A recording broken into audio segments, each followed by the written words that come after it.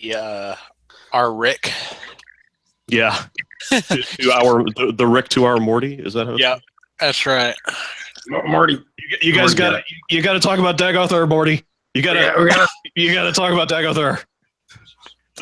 Ladies and gentlemen, and variations thereof, welcome to the Selectives Lorecast, a casual Elder Scrolls podcast.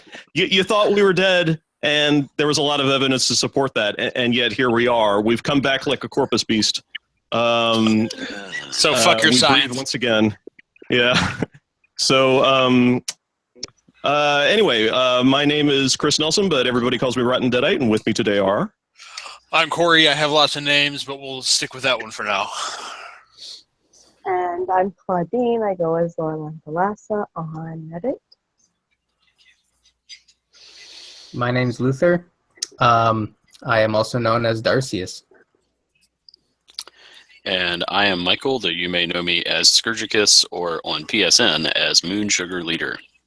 That's Michael Ziegler. Of course, Kirkbride has never spoken that calmly.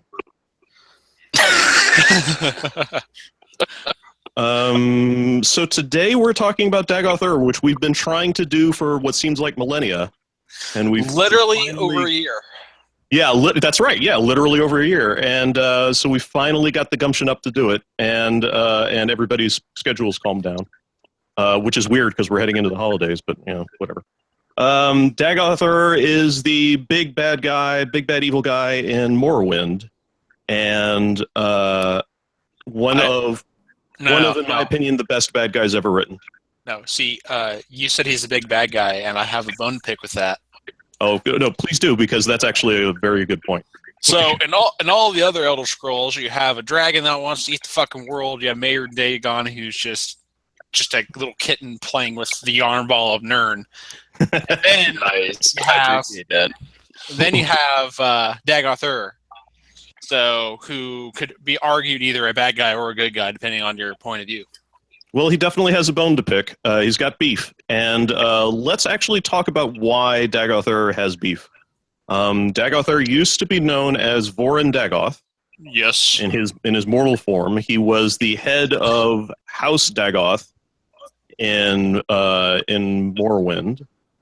And House Dagoth used to be a perfectly respectable place until the tribunal came along and effed it all up. And let's see, Vorin Dagoth. What can we do? Let's talk about Vorin Dagoth. He was the head of House Dagoth. Yep, which was based out of Korogarun or whatever. Kogarun. Sure. That was their home city, if you will. And that was actually on the Holy Island, which I have a theory that Vardenfell was actually House Dagoth territory before the Red Mountain blew up and made the Enrisea. Possibly. Did they? What is this? Things are blinking at me. I'm sorry. Oh. There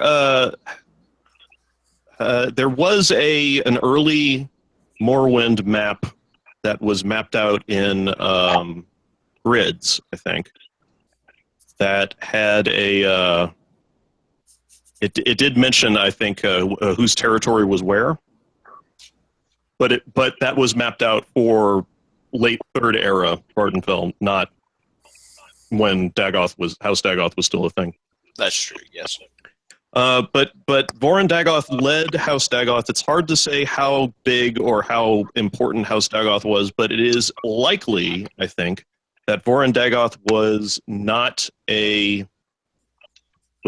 I have a theory that Vorin Dagoth was not an incredibly strong or charismatic leader, and the reason why I say that is because Vorin Dagoth was obsessed with the Dwemer.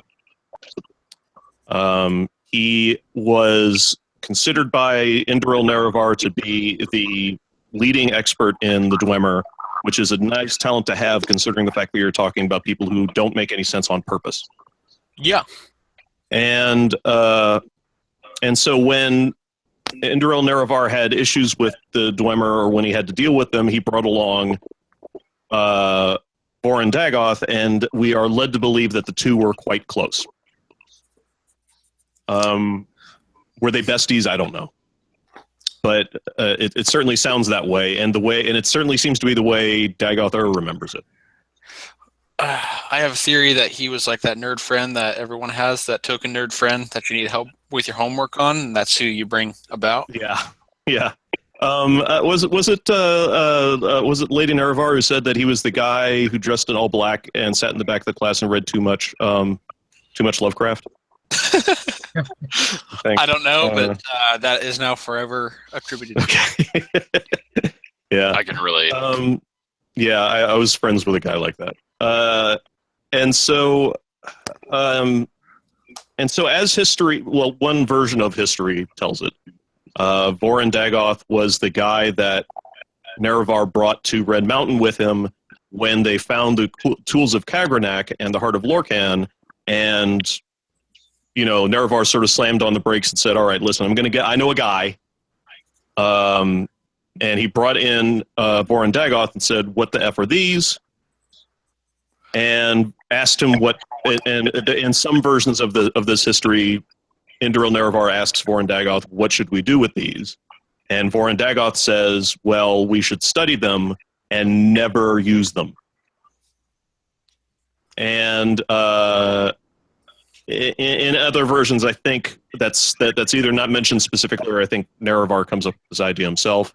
Yeah, so in other versions, it's, hey, we should destroy them. Hey, we need to blow them up right the fuck now. And he's like, no, wait, I gotta go talk to the tribunal about this because nothing could go wrong.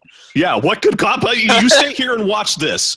You keep this joint locked down, and then I'll go and do a thing. And he does, actually. Like the various versions of the story seem to align to say that Indoril Nerevar left Voron Dagoth alone, locked in a room with the heart of an insane god and tools and 2 weapons of mass destruction, and by himself, and either left to talk to the tribunal or left to talk to Azura, or it's hard to say. Or none of maybe them. Both. Maybe he just went out. Maybe he just went out to teabag Kagranak's body. We don't know. A superposition of all 3. Kind of Vecchian fantasy of everything happening at once. And so when he comes back, it's several versions of this story, depending on who you ask, say that Voron Dagoth was completely gonzo nuts. And either wanted to protect the tools of Kagranak from being destroyed, or wanted to protect the Heart of Lorcan, or wanted to stop the tribunal touching it. But yeah, exactly. Didn't want to sacrifice the secrets, or had already used it, and it was like, yeah, you guys ain't touching my toys. But either way, he was suddenly at odds with his best friend, Indoril Nerevar, to the point where the dude pulled steel on him and they fought. Yep. And in one version of this story, he's already Dagoth. Yep. But the 2 fought, and I think Alandro Sul, who is Indoril Nerevar's shield thane, basically bodyguard, dies at this point, possibly, or again, depending on who you ask, in a previous battle with Kagranak. And Nerevar is mortally wounded. Or is he? Because then it looks like, without question, at this point, depending on pretty much every story, pretty much on every story at this point, Voron Dagoth is dead. Or I think there's a version where he retreats, actually. Yeah. And so the tools of Kagranak leave with the tribunal, and in no version of this story does Indoril Nerevar walk out alive. That is correct.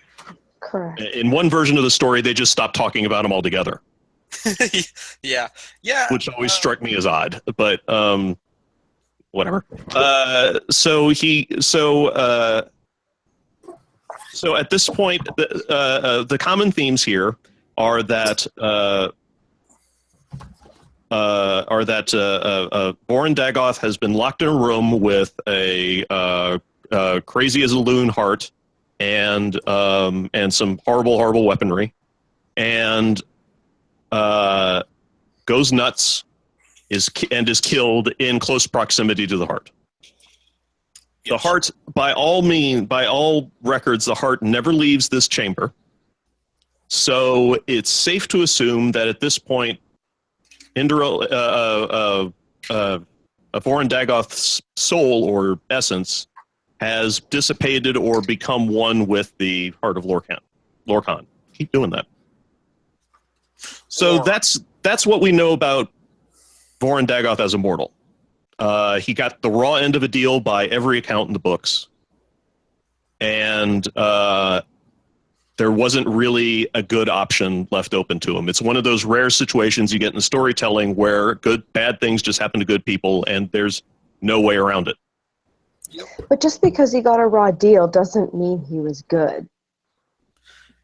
Yeah, because like in one of the versions of the story, he actually uses the tools while Nerevar is away.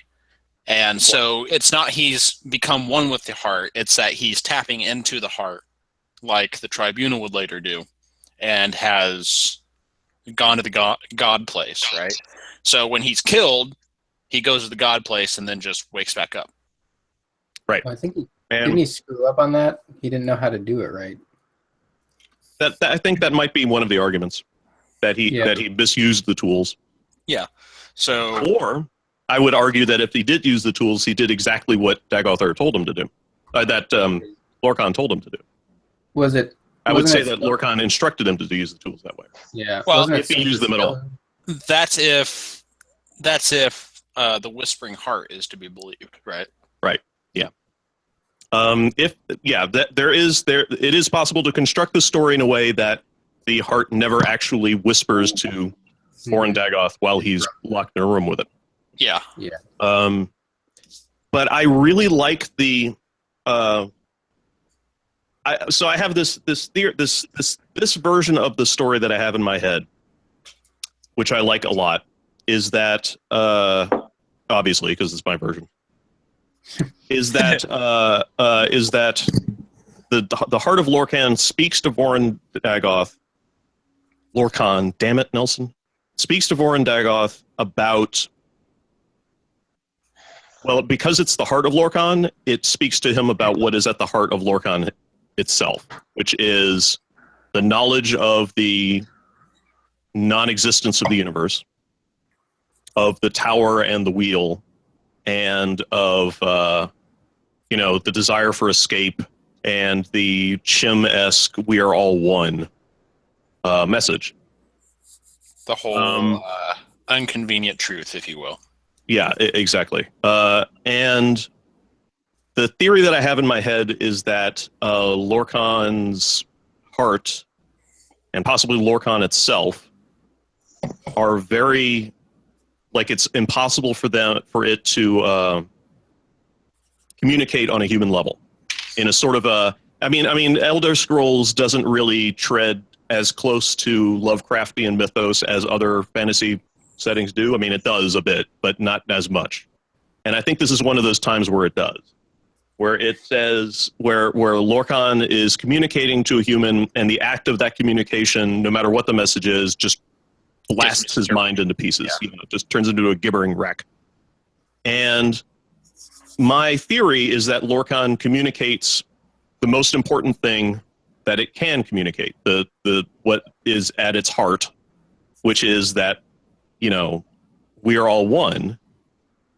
But because it's happening to somebody who's completely metaphysically unprepared for it, I mean, a guy who's, let's face it, this little, this, in my opinion, pasty-faced nerd who's been studying Dwemer all his life, all of a sudden, he's trying to comprehend this, and he gets the message a little mixed up.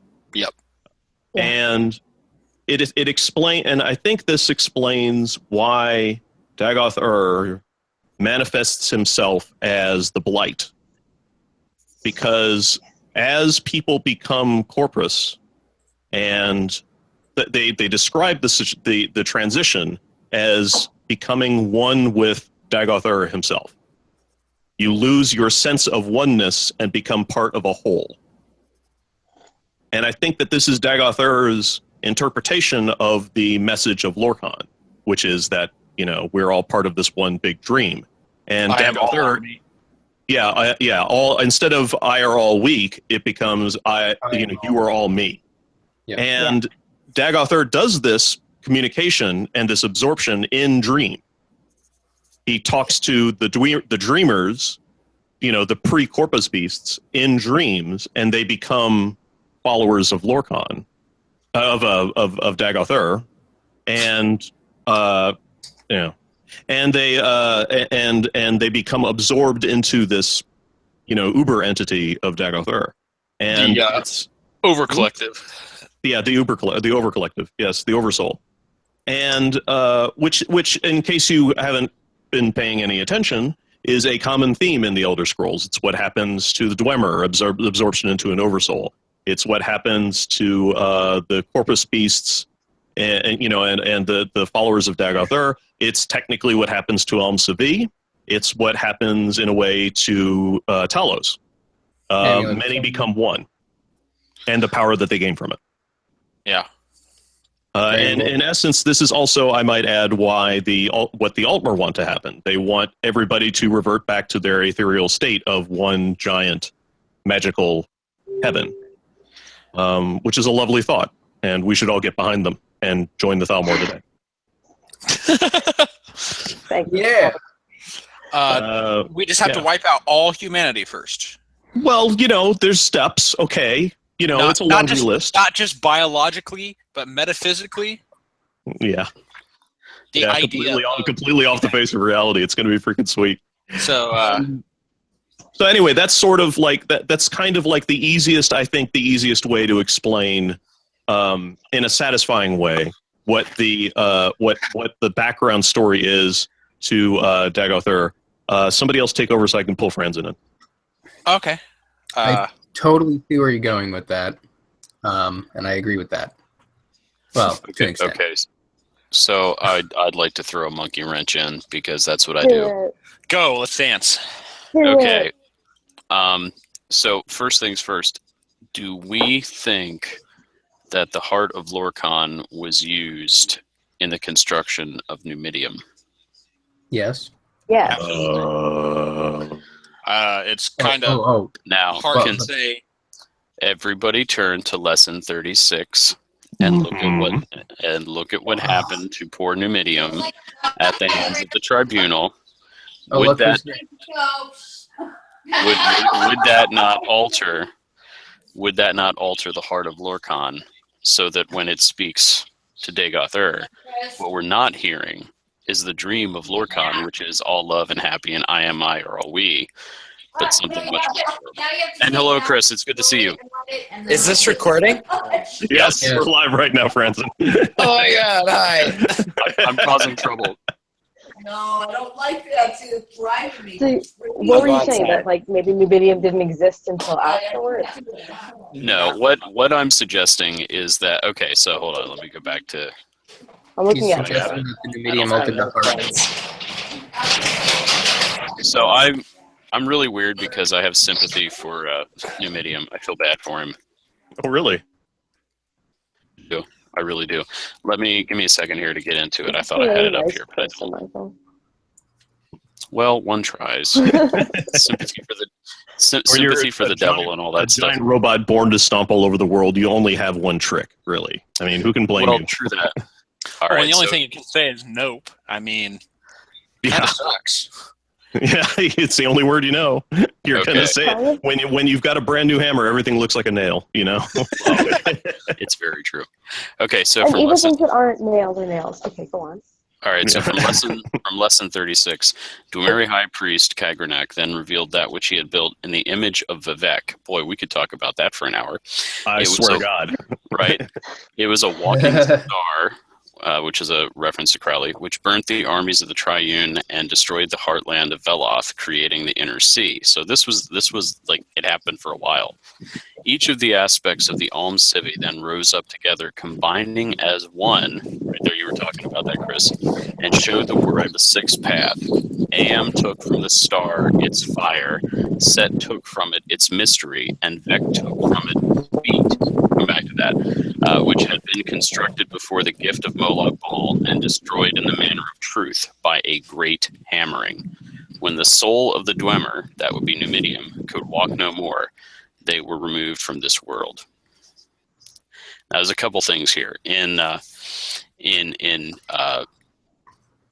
Hebrew, feet are a euphemism for genitalia. So in Isaiah 6, when you have the angels who are flying and the wings are covering their feet, it's not their feet that they're covering. Okay. Today I So learned. what Vivek removed from Numidium was the possibility of progeneration, or you could even say evolution, so that he made it what it is for all time. Now, where I'm going with all of this is that if all of this was done to Numidium, which was powered by the heart of Lorcan, could all of this have altered the heart of Lorcan so that when Dagoth is talking to it, what he's hearing isn't the happy, happy, joy, joy message of Lorcan, but rather the voice of Numidium? Oh. It's I think it's like a backwash. just because I'm just going to say yes. It's absolutely possible. Just to say because it's more fun to think that he's listening to the oversoul of the Dwemer, you know, because that's kind of their ideology as well, right? Yes. All are me, so fuck you guys. Get it? And Woo, yeah. they are guys, I'm going home. Yeah. That's exactly what it is, isn't it? It's Yeah. Numidium's taking its ball and going home. That's Yeah. what it is. And I really like that idea because think about the madness. I mean, we've already talked about how the heart and Lorcan itself is, or the schism that was caused. Even Shea Gorath is like, nope, I ain't touching that shit. You know, Right. Nope. Nope. And so yeah, it's entirely possible, and I never actually thought of it that way before. It's what I do. I stir up trouble. That's really giving me a pause for thought. I'm gonna have to think about that quite a bit because that's It's just I like to think I'd rather personally my tinkering is so you get for I forget what we call these. So I'm going to offend so many people right now. It's going to be a good night. So Go for it. So there's people who are Japanophiles, like what they would call, I guess, a weeb. weeaboos. Yes. Yeah, weeaboo. So you know how you get those. I have friends that are like this, so if they ever see this, my god! Oh my god, are you talking about me? I can hear the comments now. I have weeb friends too. Don't worry. Yeah, so it's like who are really obsessed with that culture and what goes on in there, and I just think of this Dwemer weeb, if you will, and he's left all alone with all these tools and Kagranak's laboratory, and he's looking around. He's like, "Oh my god, I'm fucking here, man!" And he's playing with the heart. And he just goes one fucking tone too low, and then the heart just mind fucks him. Okay, yeah, that's actually really good. He could be clutching his Kagranak, body pillow. Yeah, Yeah. his Dwemer body Absolutely. pillow, and he has his Book of Truths or whatever it's called in this other hand, and he's like, cool, and then he just cat, curiosity killed the cat, right? And he touches it, and he just goes, mistakes were made. Oh dear. That heart is so wide. And I like to think that part of the reason why he became vicious and fighting Nerevar and stuff is like, guys, please, no, I'm insane. Don't touch it. Don't do it, guys. Like he was doing it for their protection. in some ways it was selfish. In other ways, it was like, guys, I need some help here. Yeah, lashing out. Yeah, sure. Guys, stay away. There's danger. Yeah, the cry for help. Yeah. And Okay. That's all. because I would like to think that he not only played with heart, but he played with the heart wrong. You know, it's not like Voron Dagoth was a set by any means. You know, he wasn't a guy who was trained on the arcane level like he was. Well, right, which is really important because Set has a lot aligns with Set and the Dwemer by just benefit of them both being somewhat mechanically obsessed. But the way they approach similar themes is very different. And that's probably would make a really good subject to talk about in a whole nother cast, is why Set and the Dwemer aren't the same thing. Oh my god. Yeah, aren't the same. And as an alternative point of view, but without actually changing any of the facts of what happened, could be not necessary that he was incompetent and was like playing with something he wasn't qualified, but he might have genuinely thought he could deal, like that he could handle it. That there's a whole idea there. I'm not saying that he was incompetent. I was just saying that he mistakes were made because he was so absorbed in the ambrosia, if you will, of wow, I'm here. I am where I want to be, what I want to be. I am here. Let me play with the heart. I mean, Kagranak was doing it. What could go wrong? Right? Right. You know? Part of it, guy.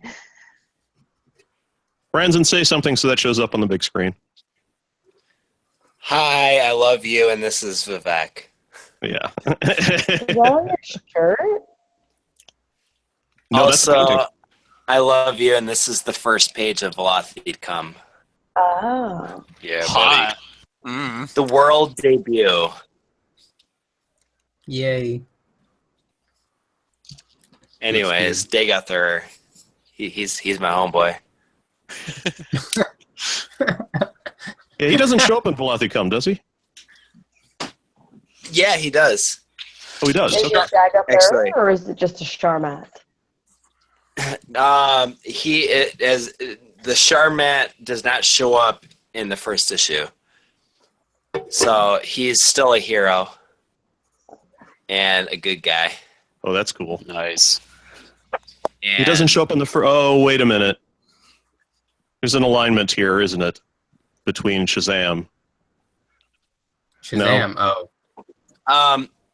In Velocity Come, there won't be too much Dagoth stuff. Okay. As far as alternate personality, but I'm also writing. I haven't talked about it, but I have a Dagoth comic in the works as well. Oh, cool. Baby. Where it's mostly as a hero, but you'll also see the Sharmat, showing up.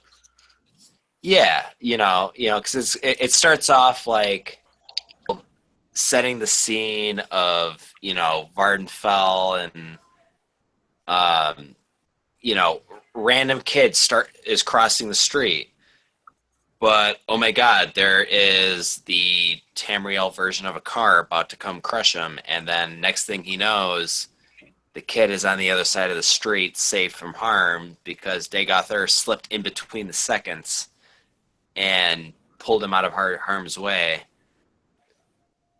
But then some other shit's going to happen, and the Sharmat's going to show up, and it may or may not be Jimmy Olsen's fault.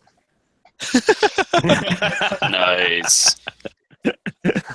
So that raises an interesting point, that the Sharmat and Dagoth may not be, strictly speaking, the same entity.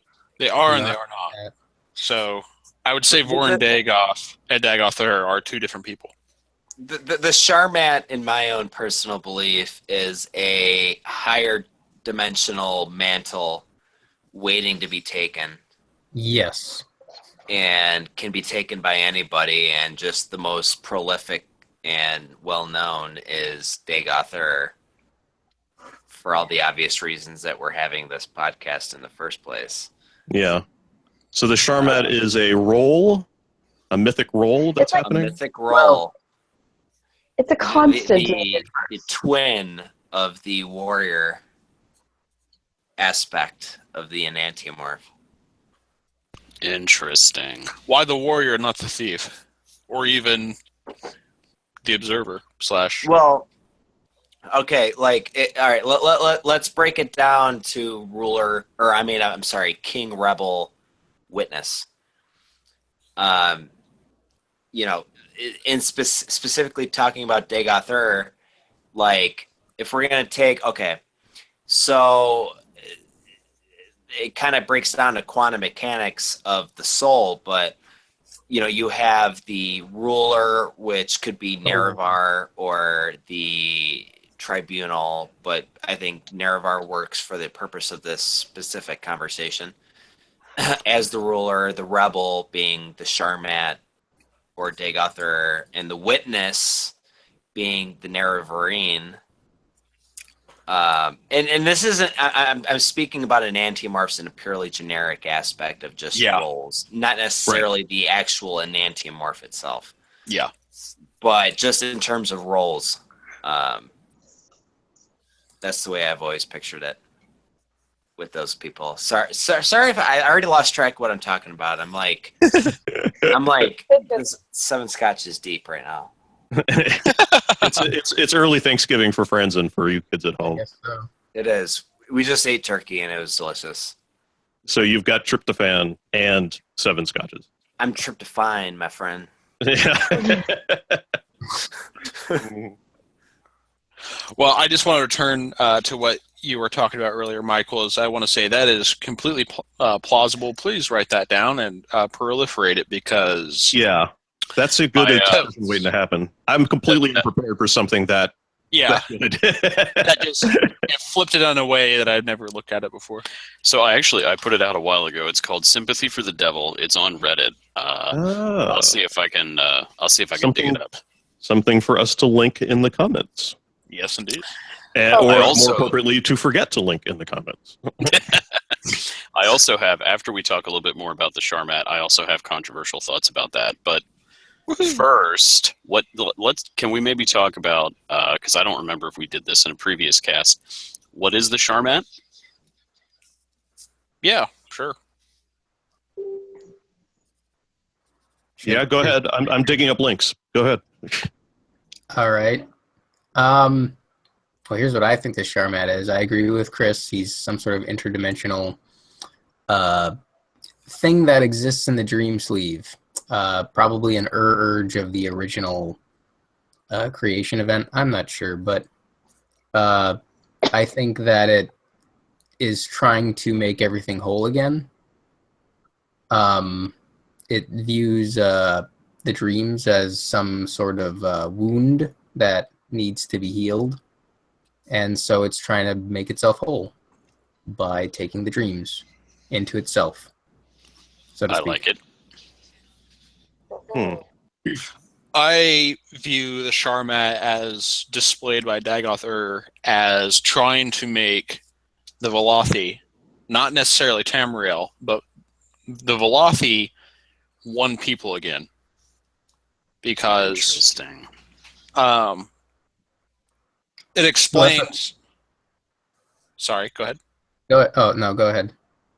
Because it explains that under the tutelage of the three good Daedra and Nerevar, that the people went from 1,000 nations to one house.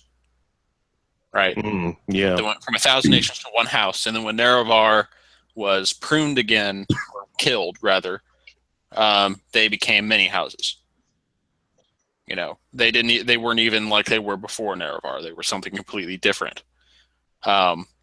One might even say more like what they were trying to not be like, the Altmer rather.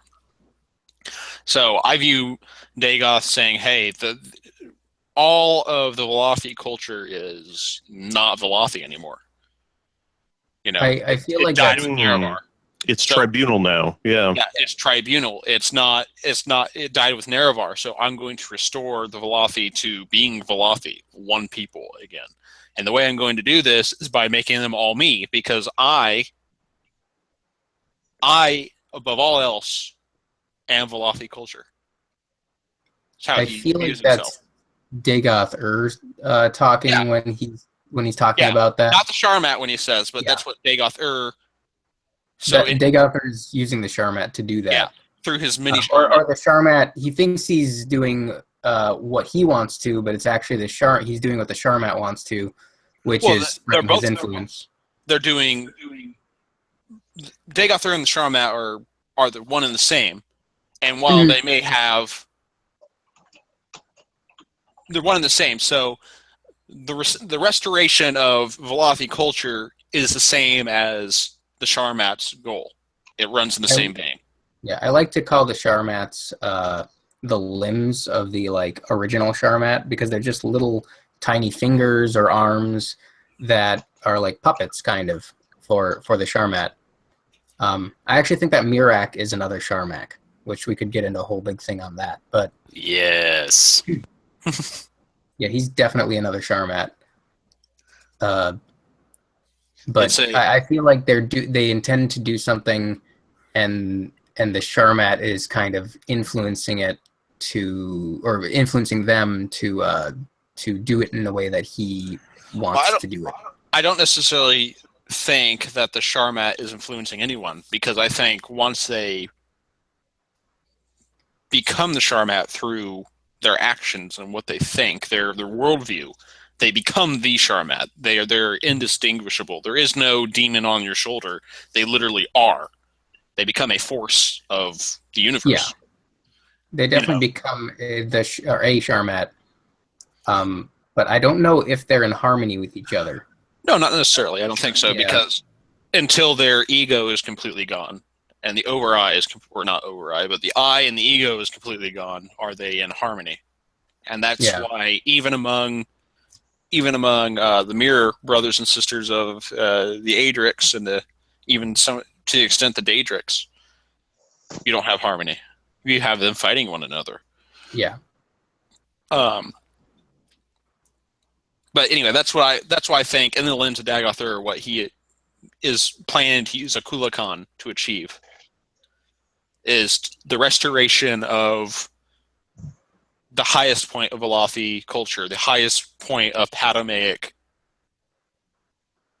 I guess, thought, even though he's an Anuitic force, which is supposedly. So you're suggesting that the Akula Khan's goal would not be similar to the Numidium's goal? No, it's the opposite. So whereas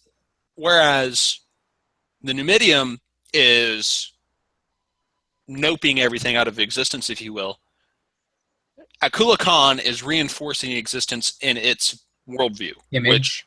In its image, yes.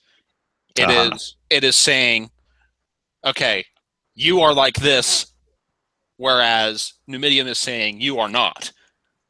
I think Akula Khan is saying you are, but like this. Didn't Dagoth say in the games that his intention was to have Akula Khan spread blight across the world? Yes, eventually. I thought that's what he said. Yes, he said first, we're going to drive out the mongrel dogs or whatever, restore Velothi culture, and then he's going to spread to Tamriel and make everyone Corpus. Yes, him. Yeah, because Corpus is him, or Corpus is a Sharmat leaking out of him.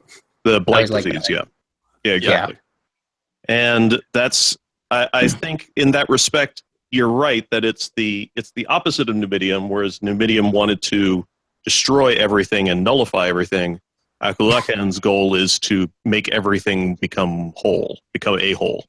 Yes. Yep. Become one big thing. Not necessarily a harmonious whole through a lens of the Sharmat, which is right. This great big uber liberal, whole of what do you call it? The Big Brother.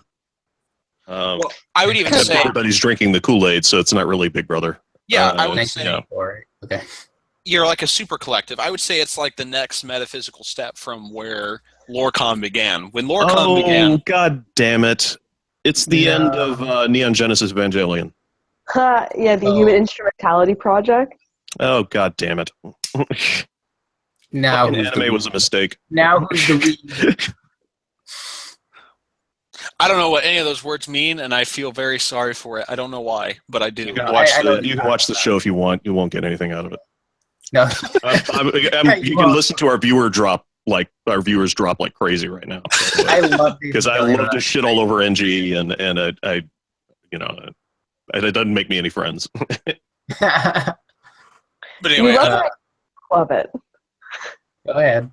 to continue my rant, I apologize. I don't mean to talk over anyone, but No, go ahead, please do. so whereas when at the begin times when egos and eyes and whatever were first crystallizing, right? You had the chaos of what could be, right? And then Loricon stripped all that down and made Mundus. And then what the Sharmat is trying to achieve is a new form of what was before, but everyone is on the same page, a super collective, right? Right. It's the next metaphysical step. A next metaphysical step. So, but do we, on that note, have we covered the similarity or the parallels between the metaphor of skin and culture? Negative. Okay, so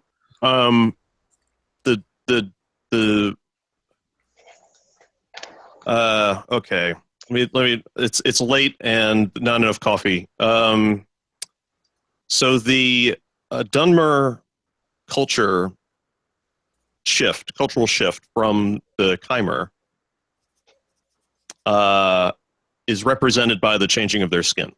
Mm-hmm. The similar things can be said for the Orsimer. Oh yeah, absolutely. And possibly even the Bosmer, although there's not as much of a there's some visual shift, but not much. Well, you could actually do that because they are going from no culture to many to one culture. So okay, sure, great.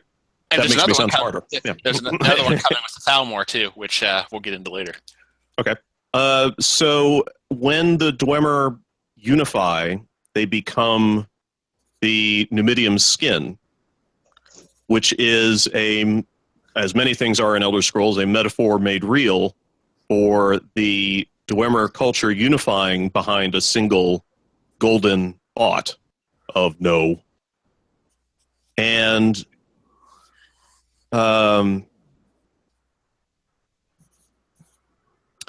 I was going somewhere with this. Maybe that was where I was going. Okay, yeah. Okay. You were explaining how skin is a reflection of ideology. Yes, and that's and yeah, right, and that's why the Dwemer, and this for the same reason that the various Marish races change their appearance to reflect the cultural shift that they are experiencing.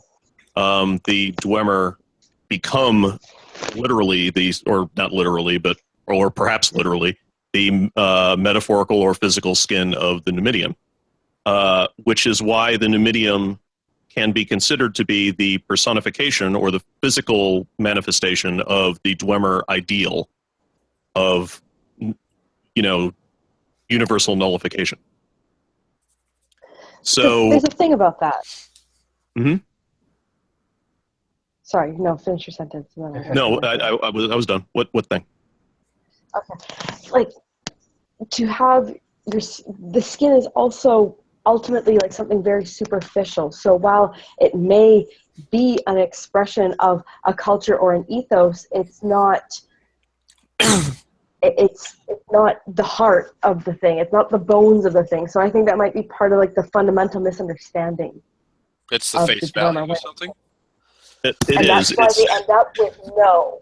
That's why that was the miscalculation he made that resulted in what happened instead of the paradise they were dreaming of. Or maybe that was the paradise. I don't know. What do you guys think? Well, it is. You're onto something very strong. This is the 36th lesson, Sermon 10, which is shifty in your skin. I say to the Trinimac eaters, pitch your voices into the color of bruise. Divide ye like your houses, like your enemies in houses, and lay your laws in set sequence from the center, again like the enemy corners of the house of troubles, and see yourself thence as timber or mud slats or sheets of resin.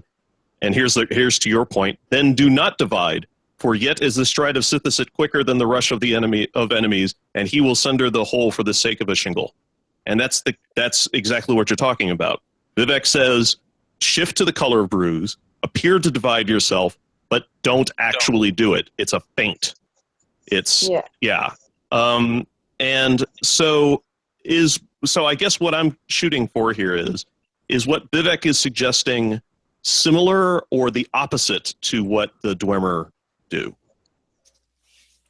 Well, I think the commonality of the mortal is that they have similar ideas and wants and needs. Therefore, it's he's walking a similar path with a similar goal, not necessarily the same. Because I feel like the Dwemer are very childlike in their desires, right? Oh yeah. They desire the nullification, but maybe not even that. It's the fact that they want to be in a childlike state again. Well, they're throwing a hissy fit. They didn't win, so they're taking their ball and they're going home. Well, don't they have a very similar idea of what the Altmer kind of want to do? Go back to the beginning. No, except they want to tear it apart. They don't. Yeah, they don't even want a beginning. They want to end everything. Yeah, they want to end. They want to end the pain of knowing.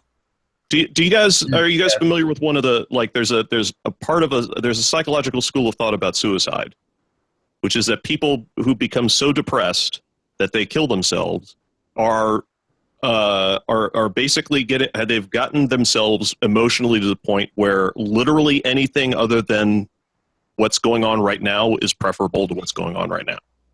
I'm familiar, yeah. And so they and because the depression works the way it does, simply being conscious at all is painful. Mm-hmm. And so the only alternative that they can see is to just end everything. And that's kind of what the Dwemer are going through.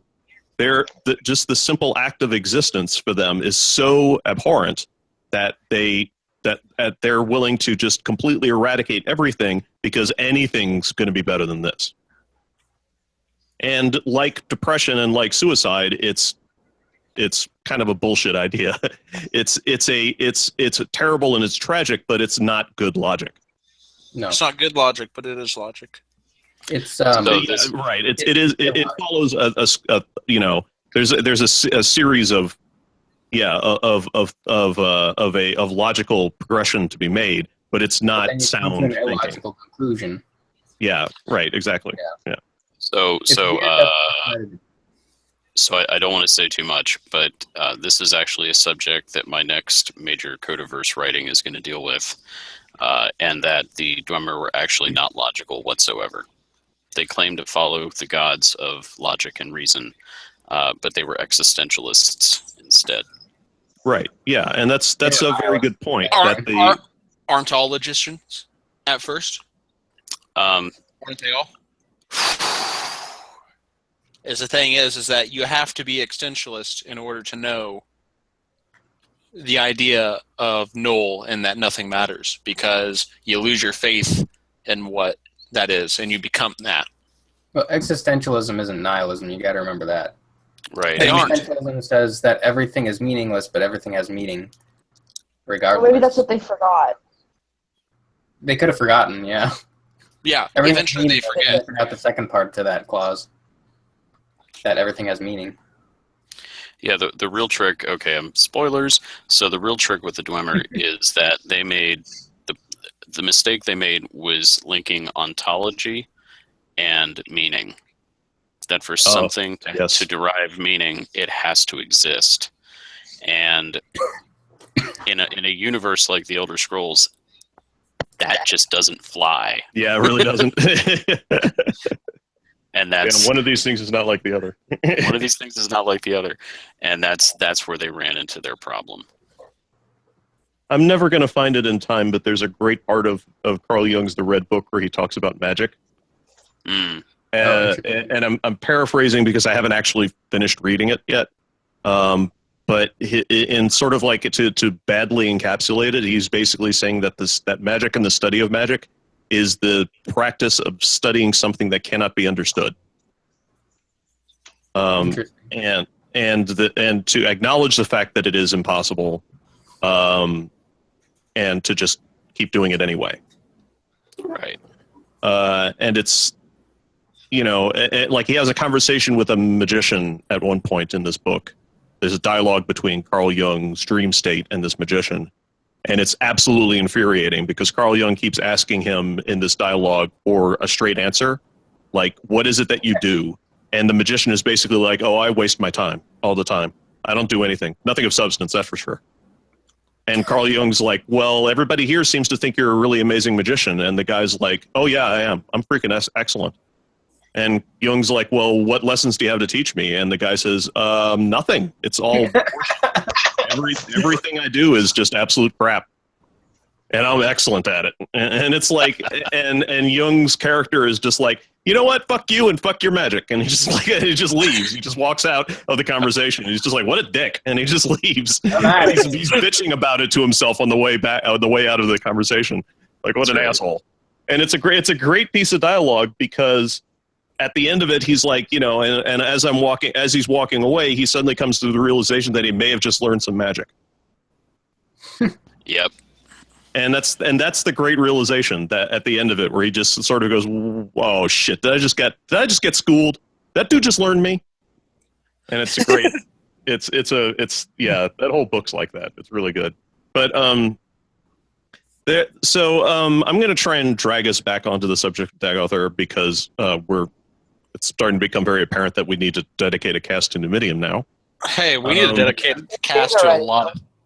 So why not? We really would benefit from paring these down into, but we wander so much, in these conversations that it's almost fruitless.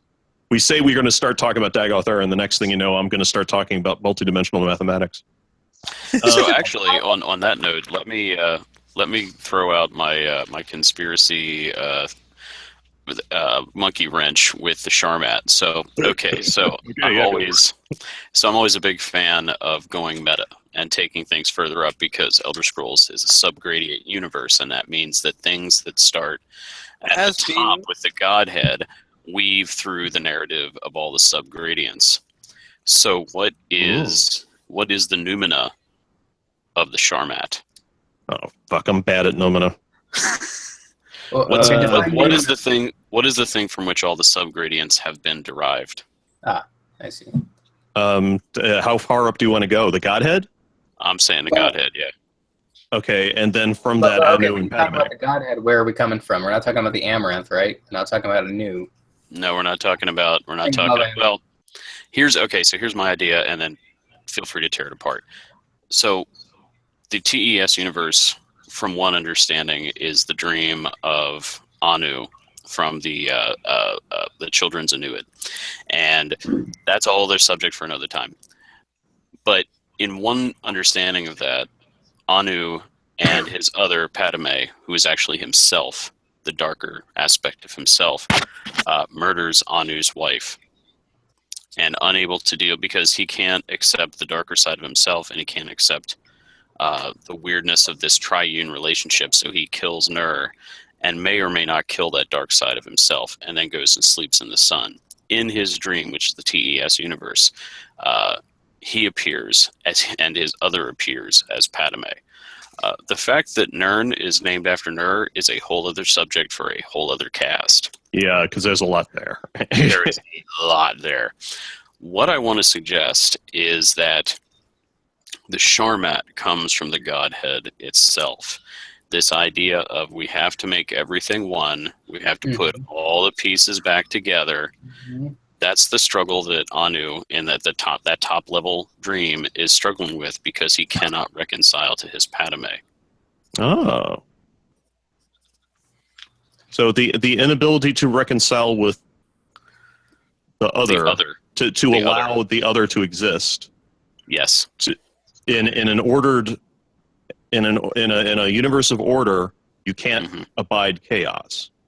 Right. So the inability for Anu for an Anuic to coexist with a Padmeic is what the Charmat is sort of like a.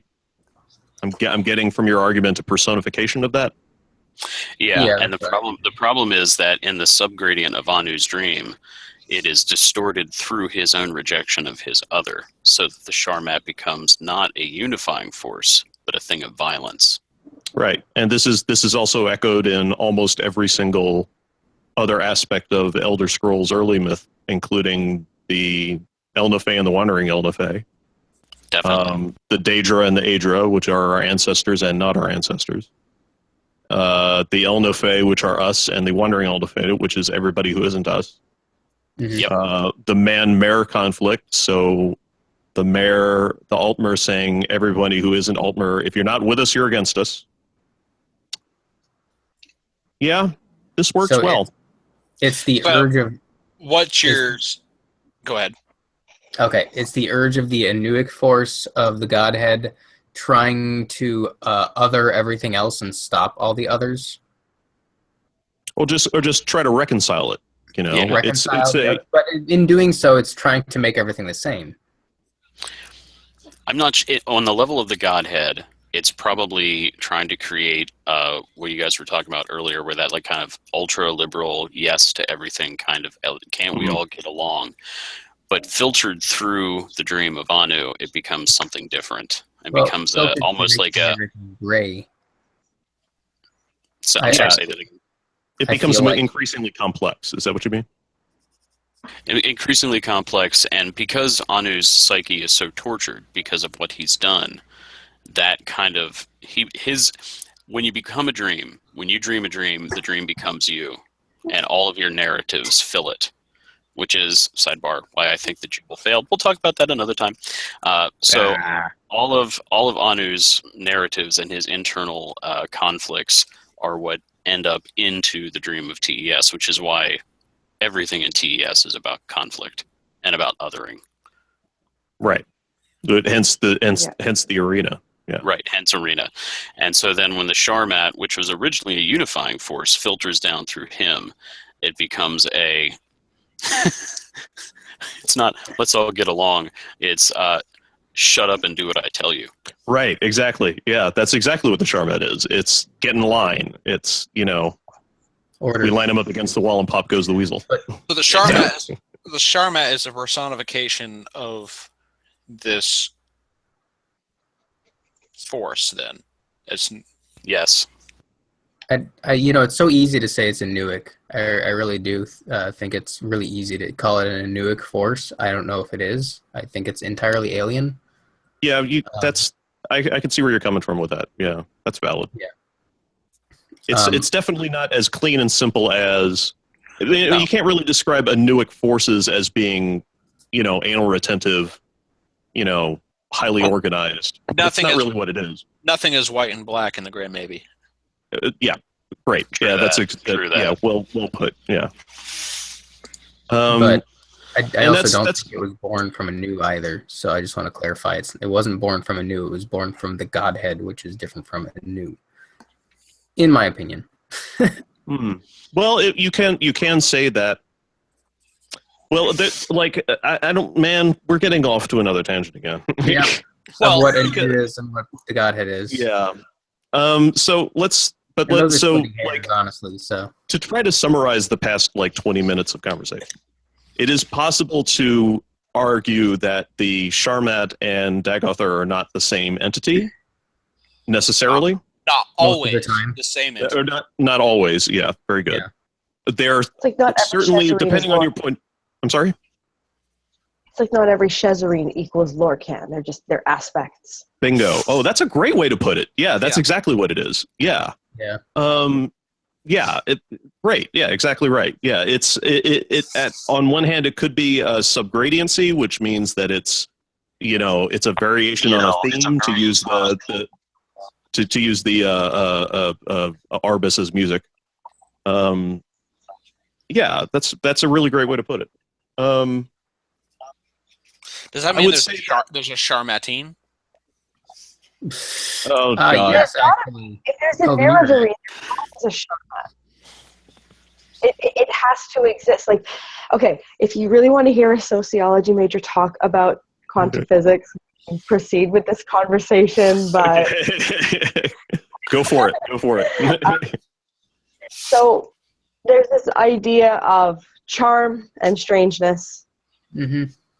Right. Okay, I'm really bad at this. It's been a really long time. And this is something that came up. You'll have to go digging really deep into mine or Michael Kirkbride's Reddit history to find it. It's like way back when I joined the community in like 2014. But basically, he suggested that we equate Dagoth with a strange quark. And I went on Wikipedia, as you do when you're a liberal arts major. Or when Kirkbride says literally anything. Correct.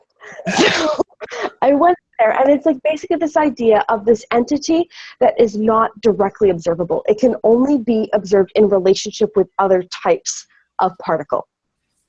Actually observe a strange quark, and part of the strangeness of it is that when it's exposed to a certain type of radiation, I'm sorry, I don't know specifically what kind, where other types of particle will break apart or die, basically, like be overwhelmed by the radiation.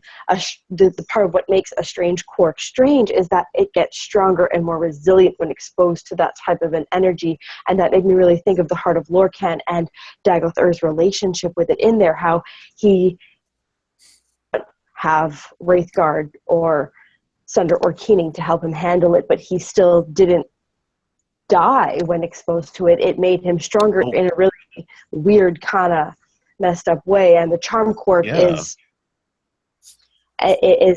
got different qualities that I can't quite articulate fairly, but basically the idea is that in these situations, like, there always has to be 2, if not 3 of these particles, and I forget what the other one's called, I'm really sure, sorry.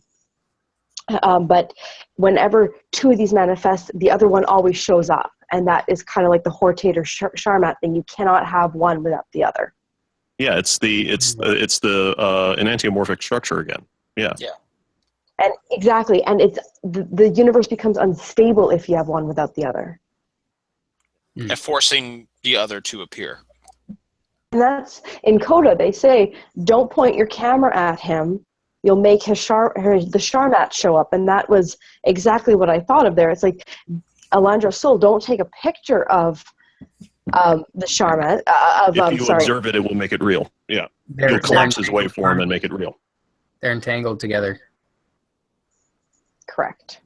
Yeah, that's cool. Very good. Very good.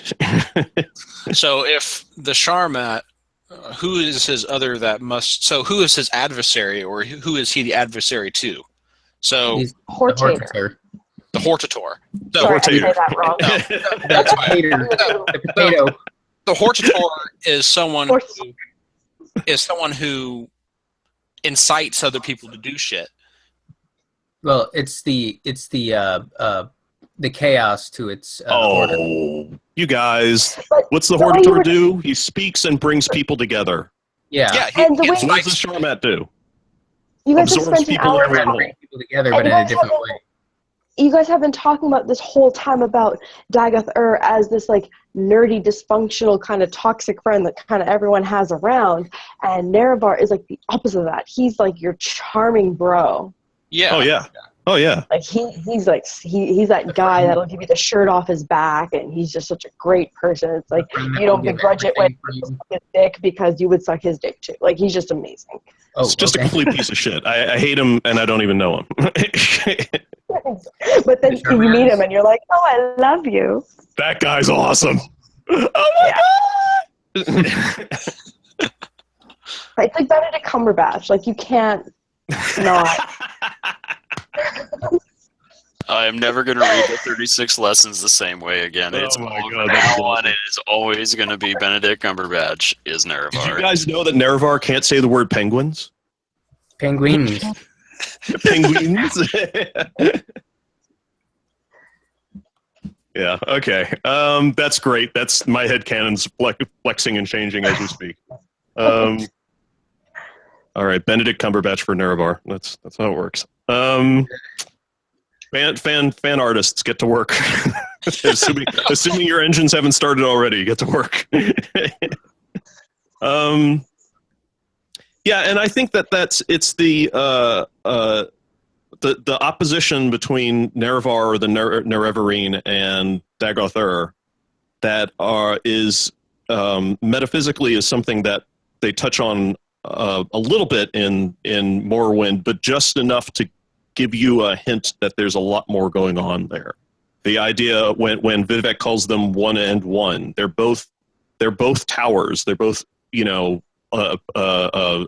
central forces upon which a conceptual wheel can be based. Both But impossible unto themselves, but they may be on the same axis. But they're so similar. It's like the thing about when you've got you ask writers when they're writing. I get really gamey-wamey with Morrowind lore, but when you ask a writer to write a really great hero, they frequently start by writing a really great villain. And the reason why you do that is because if you write useless villains, like shit bad guys, then the good guy looks like useless because sure, you can beat him, he's a moron. I mean, it doesn't make for a good story if the bad guy it just rolls over when the good guy shows up. So you've got to make a bad guy who's a challenge and a real beast. And the best way to explain that is to say that the bad guy is exactly the same as the good guy. He's got the same power level. They're both equally matched. Their kung fu is both is equally badass. And then and what they sort of allude to in the 36 lessons and other places is that it's not just as simple as they're both really, really good, at being what they are. It's that they're the same thing. The same fabric. Yeah, they're both the same. Yeah. Same fabric. And when you're and facing facing yourself as opposition metaphysically is so friggin' complex. I don't even want to open that can of worms.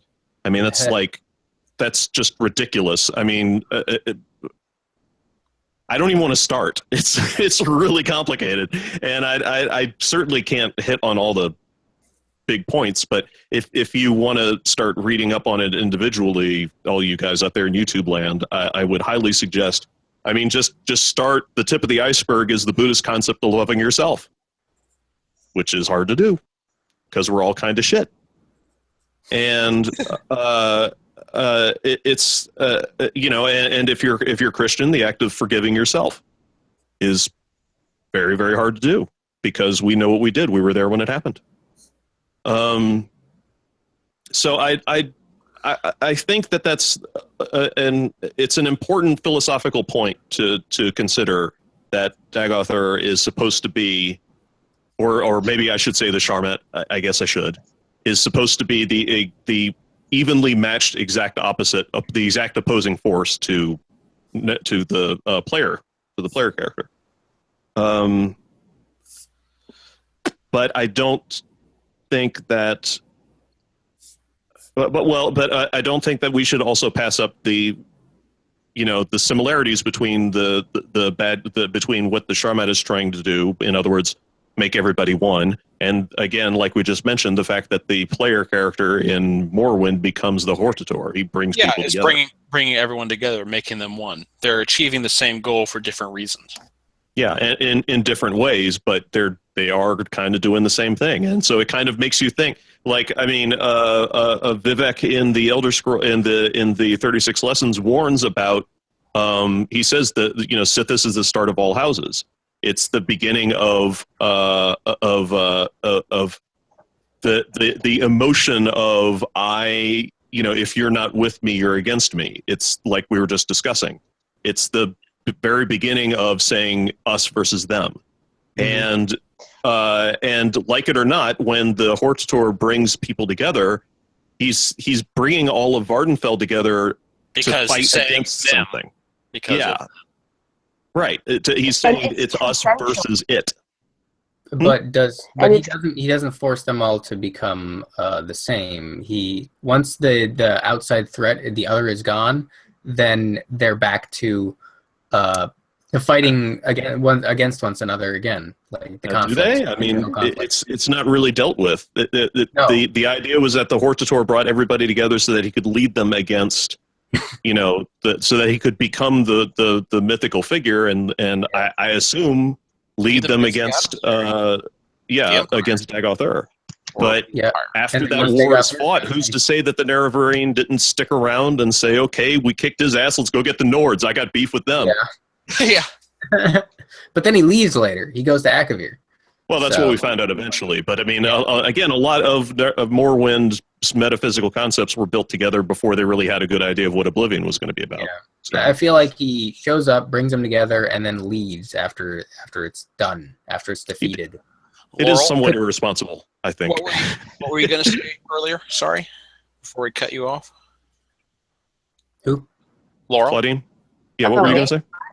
Yeah, you. About there. The only thing I was going to add was that the Hortator has everyone's like consent, where they're like, "Yeah, we're in." He has their buy-in. Where the Sharmet's more like, "I'm going to infect you now." Yeah, I'm an invader. Did you spend a lot of time up in Aldrun, outside of outdoors? Well, your ass is mine now. Yeah. Correct. He's like, "It's your fault. It's the way you were dressed." Hey,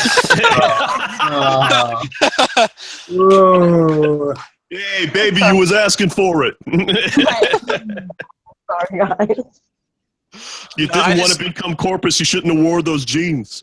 There's a whole subtext of consent to in the 36 lessons, like the way that Vivek has his consortation with Malik Ball and Miriam Stagon and stuff like that.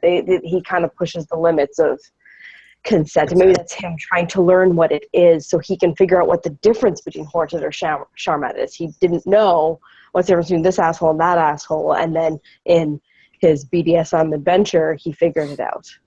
That is the way I pitched it, but it's like, I mean, yeah, I could be full of shit. I mean, that's like that. Hopefully there was enough of that like underlying asterisk disclaimer in that, which was that, you know, this is probably not sound logic, but I mean, it does make some sense that Vivek, like, okay, it's impossible for me to talk about the 36 lessons without me thinking about Vivek rewriting his past in a way, rewriting his own story in a way that gives him more power over things that happened to him when he was powerless.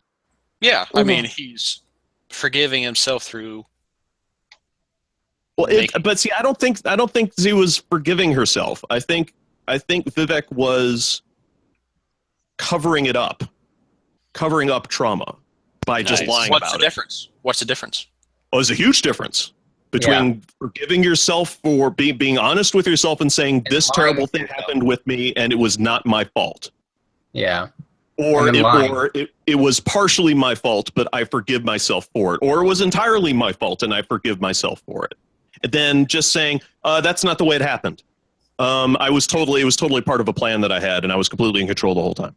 That's completely not the case. Okay, yeah.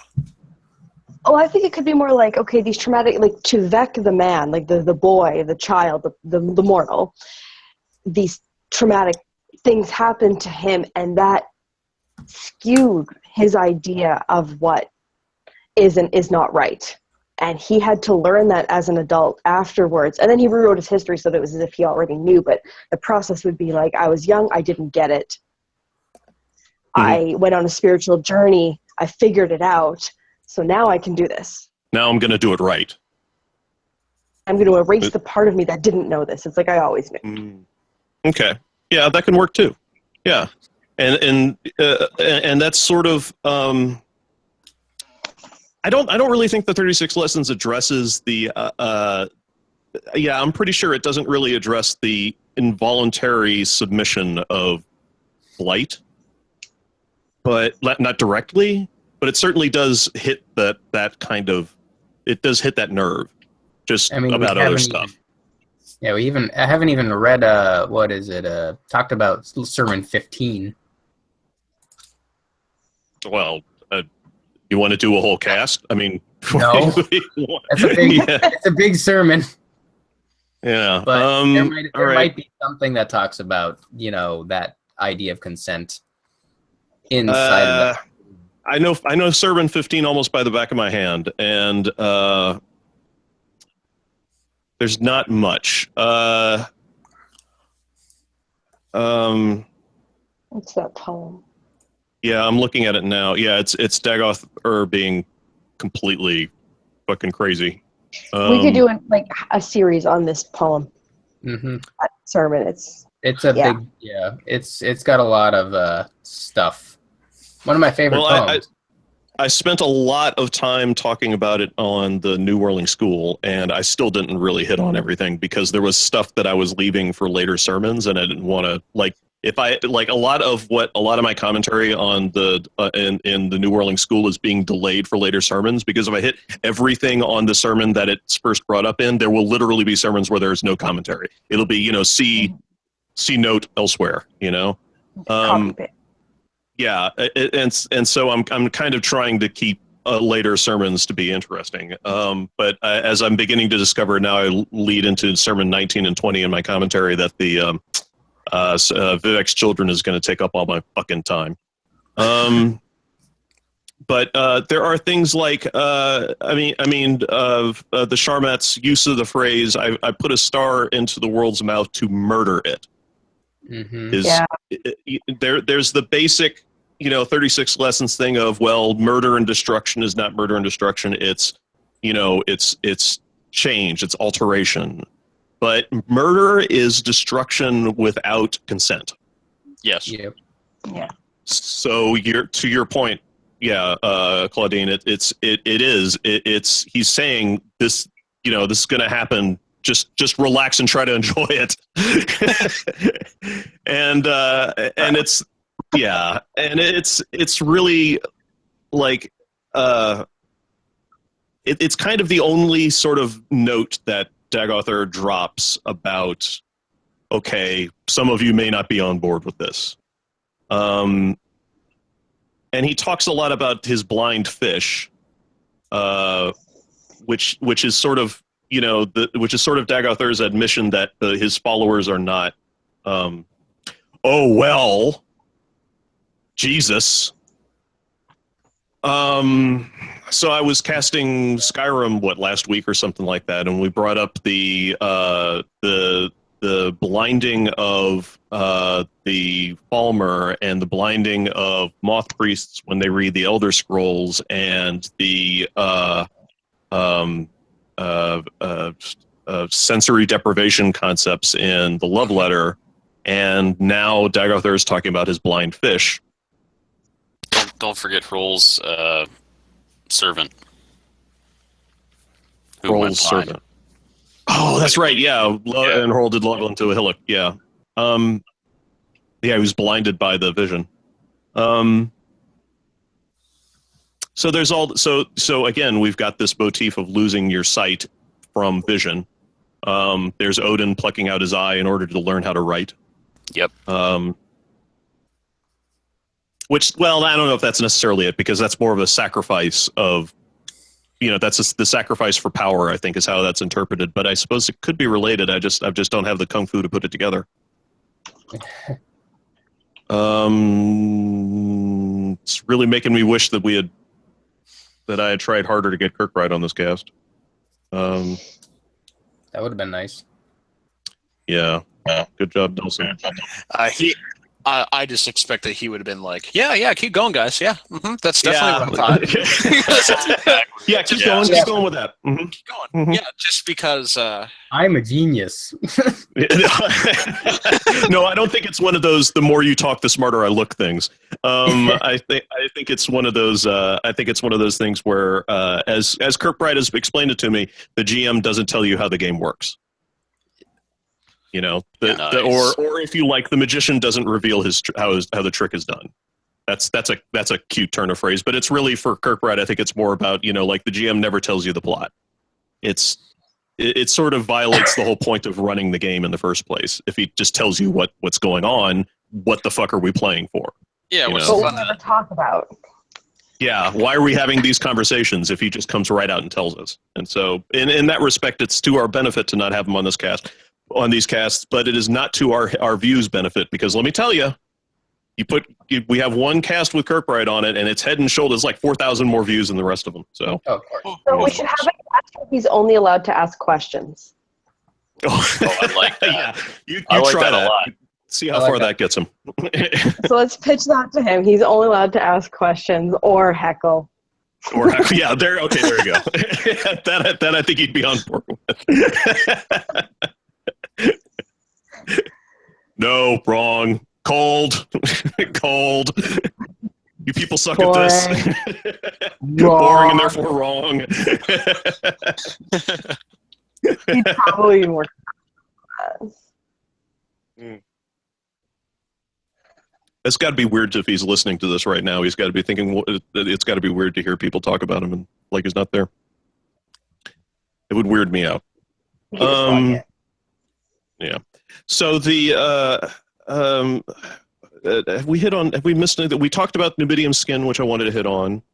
We talked about the Hortator and the Charmat being 1-1, which was really important. I'm glad we talked about that. Yeah. Gosh, it's about an hour and a half, and that's usually right about the point where we've run out of everything. And I say that knowing full well that we've already decided not to talk about stuff. So there's plenty that we didn't cover. Yeah. Otherwise, we'd be here all night, guys. I mean, right? Yeah. Not that an hour. You could just go sermon by sermon. Yeah. Oh god. Yeah, let's do it. I have a website for a reason. Okay. Stop. You going to Turk my gerb? Is that what we're gonna do? Am I gonna talk myself out of a job? We're gonna take your gerbs. We're gonna take my gerb. Yep. Hey, we could always discuss Khajiit theology. No, I'm kidding. Well, I have this really it's a really new idea, but I don't want to open a can of worms in our last 5 minutes. Do it. Okay. So there's this whole idea, it's kind of going on what Luther was saying, that this whole idea of Hortator and Charmat come from the Godhead, and I do agree with that to an extent, and that would mean that if it comes from the Godhead, it's got to be present in other cultures. They just don't call it that. Oh, yeah.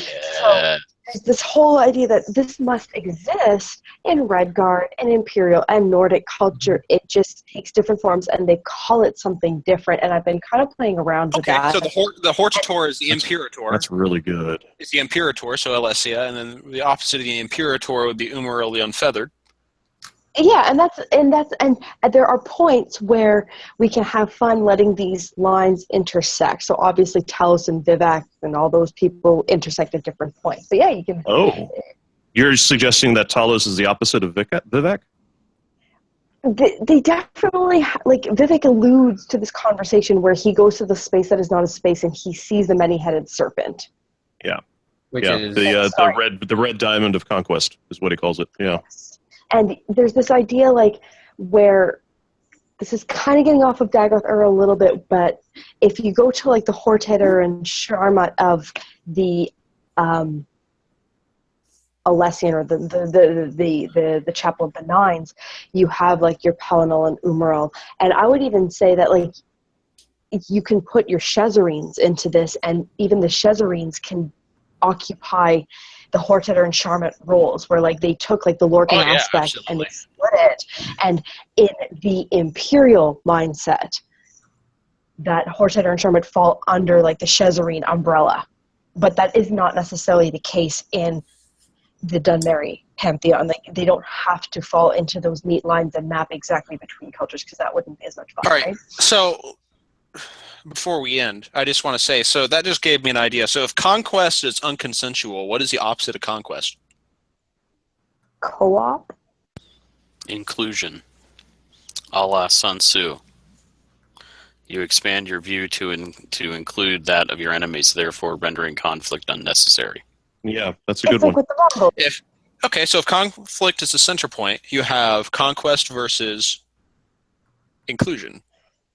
So what are they but faces of the other? I don't know. It's I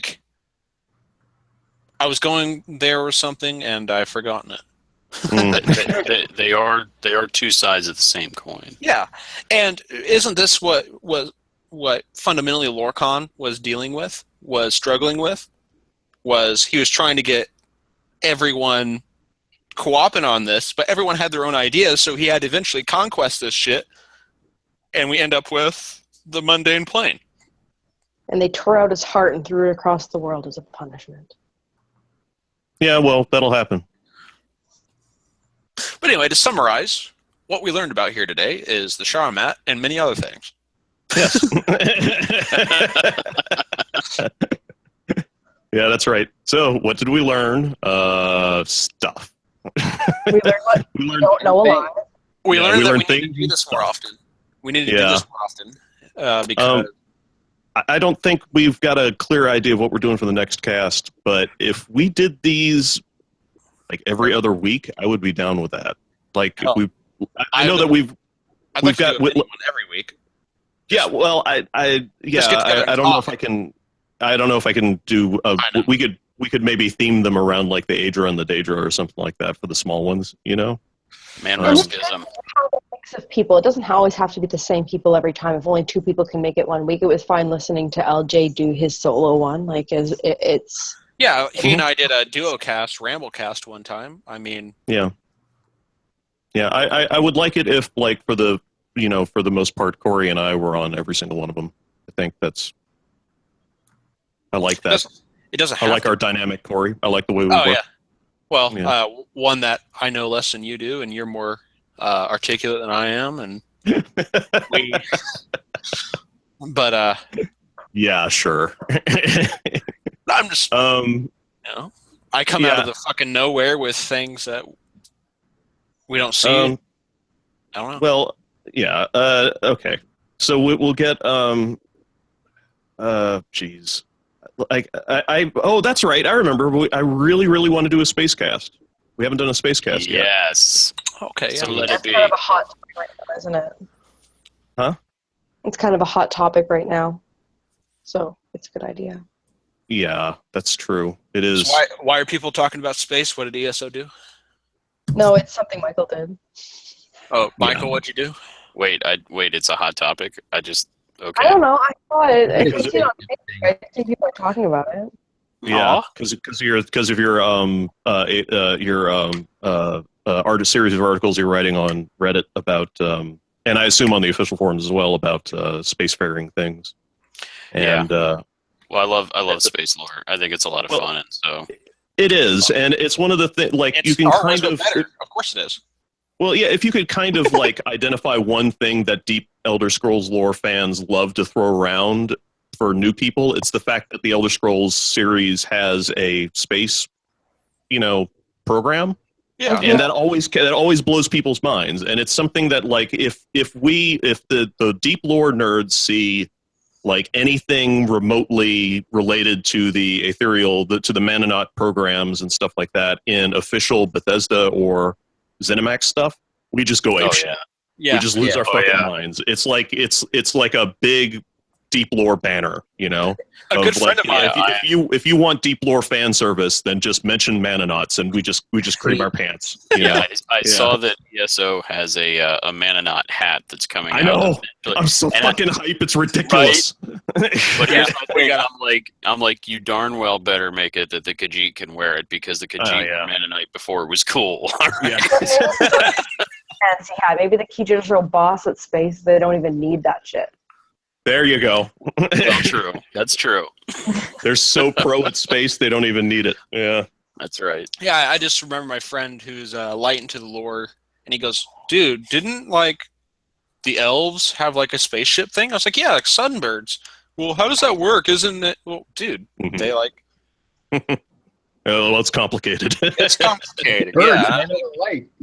yeah. I'm just talking about dude. Like, there's void ships and Manonauts and battle spires, man. He's like, "Whoa," and I was like, "Yeah," like just acting all casual about this. Yeah, this is common knowledge. Everyone knows it. How the fuck do people not know this? I was watching Has no one a Twitch read streamer. about And, well, yeah, because nobody reads the damn You guys forget the classics. No one remembering about the Raymond. you know, I was watching a Twitch streamer named Co Carnage who was talking about who is making noises about doing. It's so cute. He says, "Yeah, we're gonna do a playthrough of Skyrim when we do our Elder Scrolls, the Elder Scrolls series playthrough. We're gonna play all the Elder Scrolls games, and we're probably going to do it when they announce the new Elder Scrolls game, which is probably going to be next year. And I'm like, oh, that's so cute. You're going to be like 10 years older before that happens. And then, but apparently now he's talking about just doing it next year anyway. And he's like, yeah, we're going to play Arena and Daggerfall. Oh, he's going to hate his fucking life going through Arena. And Morrowind and Oblivion, and then we'll wrap it up with Skyrim. And I'm like, yeah, that's all the Elder Scrolls games, you motherfucker. What about Redguard and Battlespire? What about Battlespire? What about Redguard? What the hell? Yeah, especially if you skip Redguard, that's like bad, just because that's the beginning of Tesla as we know it. It really is. I mean, Battlespire was kind of like almost there. It was like, it was definitely starting to get its hands on the good stuff. And then Redguard just brought it home. It was just like, okay, well, fucking here it is. This is we're out of beta and we're going live. Yeah, which is why we need Knock Knock Bethesda. If you're listening, listen. There's this awesome company called Chris Pitchett. You're thinking of Telltale Games? Yeah, Telltale Games. They make awesome story-driven, character-driven. Yeah, really good. Elder Scrolls Adventures, bitch. And maybe somebody maybe there might be able to write an Elder Scrolls game. Maybe, I don't know who. So let it be. I'd pay you $40 fucking a pop for that. Come on, do it, damn it. I'd pay AAA titles. I'd pay $70 straight up if you charge me $69.99 for a Telltale Games Elder Scrolls game. I'd do it.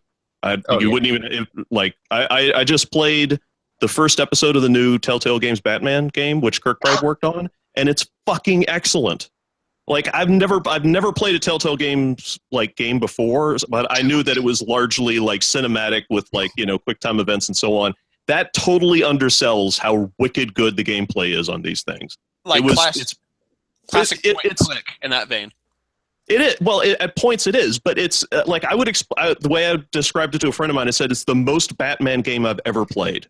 Nice. It's the most Batman I've ever been in a Batman game. It has all the there's a scene towards the end of the first episode. I'm not giving away any of the plot here, where you basically have to plan how you're going to take out like 3 or 4 groups of bodyguards, and it's literally it's Batman sitting there going, I'm gonna bust through the window and take that guy out. Then I'm gonna jump over here and smash that guy's head against the door. And then I'm going to throw that object at that dude, and then come out from behind the partition and take that dude out. And then you plan all those things out in the game engine, and then you fucking do them. And it's like exactly the way Batman works. He plans the shit out, and then he does it. And I'm like, no other game has ever done that. Every other game has been very arcadey and good. But no game has ever really brought that idea home of Batman planning out things, like methodically deciding I'm going to go boom, boom, boom, boom, and that's how I win, and then you do it, and I can't even say enough good things about it. It was Logistica Batman. Yeah, it's a truly excellent Batman game, and I mean if that's not an argument for whatever. Cyrus 2.0, fucking do it. Yeah, thank you. Look, if you're worried about how well sword fighting is going to translate into that game engine, fucking don't worry about it. Just do it. Fucking make a remaster Redguard with Telltale. I will. Oh, that'd be interesting. I will suck dicks for this. Okay, I'll take it. No, you won't. Don't say that. Hey, don't tell me. Yeah. I think I don't know. I don't know. I don't know what Telltale Games has got planned. I know that that Bethesda does not have anything. It doesn't fucking matter related. Because I want Elder Scrolls, and I'm the center of this universe. It doesn't matter. One person. Yeah, one person. Demanded this. Yeah, has demanded this. Out of what, 7 billion of us? You fucking better do it. Multi-billion-dollar company. Millions of dollars in this project just so you can buy a Telltale's Elder Scrolls game. Mm-hmm. That's right. Corey says get on it. Yeah, I demand a piece of your heart and soul. I want it. I want it by Monday. We know Todd Howard watches these casts. We know this. We do? No, we really don't. But I mean, there's a lot that, I mean, unfortunately, when you're dealing with AAA titles, there's a lot of decisions that have to go into things like that. And it's not just one dude. It's not just Todd Howard says, fucking yeah, go for it. He's got to pitch the case to a lot of investors, and a lot of them are going to say stuff like, we don't really know if Telltale Games is the right company to do this because I don't care what they say after that. It's a bad reason, but they'll have reasons, And that's where the money comes from. There are a lot of people who own the Elder Scrolls IP, and there's a lot of stuff behind it. A lot of having said all of that, there's still, I think it's a slam dunk. I don't understand why. Yeah, First of all the people that own the Elder Scrolls IP, you bitch asses made that card game. Okay, so hey, that card game's pretty damn good. All right, I'm not saying it's bad. I'm just saying the fact is that you guys made that card game. You can't do worse. Well, you can, but you can't do worse. Yeah, you can do worse. It's kind of trying to go up against Hearthstone. Yeah, stop. Stop. Well, no, I mean, Hearthstone needs a competitor. Hearthstone doesn't really have a competitor right now, and there has to be more than one. Yeah, it's called Magic the Gathering. Not really. Magic the Gathering doesn't have the numbers Hearthstone has. It's a better game, in my opinion, but Hearthstone has the massive pull of a Blizzard game. Well, yeah, and this is why are we still talking about this? Is not relevant to No. People have stopped watching a long time ago. I think we should wrap it up. Through the power of editing. No, there's no editing. I'm just going to put this live. I'm entirely too lazy. I'm entirely too lazy. All right, I'm going to wrap it up here. Our next cast, I'm saying it right now, our next cast is going to be a space cast. All right, let's just commit. Yep. Yeah. Space. Space. Yeah. Scrolls in space. Everybody wave bye-bye. Bye. Bye. Bye-bye. Bye. Did you